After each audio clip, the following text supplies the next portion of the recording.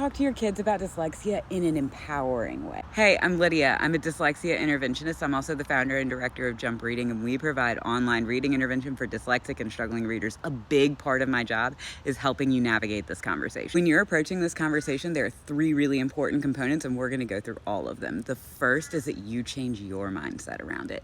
A lot of times parents don't want to tell their kid that they have dyslexia because they don't want to label them or put them in a box. And I can totally appreciate that, because you don't want to hurt your child's self-esteem more than they're already suffering with that. So one thing to think about, though, is that right now your child thinks that they struggle with reading because they're not very smart.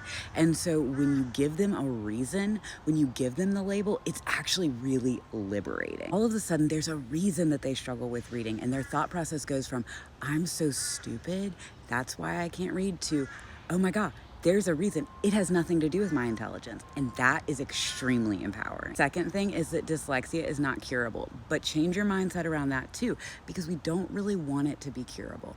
Dyslexia comes with creativity, problem solving, concept formation, big picture thinking, high levels of emotional intelligence, great reasoning skills, great vocabulary, great comprehension, great negotiating skills. Can't remember if I said that. High levels of curiosity, the ability to just figure things out. The list goes on and on and on. We don't want to get rid of those things. What we want to do is solve the struggle of it, which is that struggle with reading and spelling. And they can solve that. But we want to talk about the strengths of dyslexia without ignoring the fact that reading is really hard, and that causes very real struggles in the classroom and with self-esteem. So we want to acknowledge that struggle and also talk about the good thing. And the third thing we want to do is get them appropriate help. So the way you have this conversation is by saying, hey, look at all this really cool stuff that comes with dyslexia, has nothing to do with intelligence, and you're actually extremely creative and all these other things.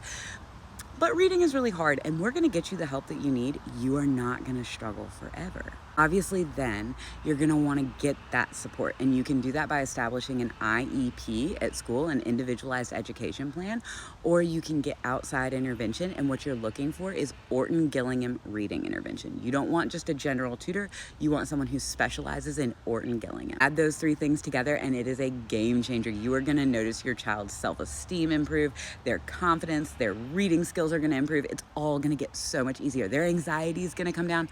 Oh, it's perfect. Have the conversation. Don't be afraid of it.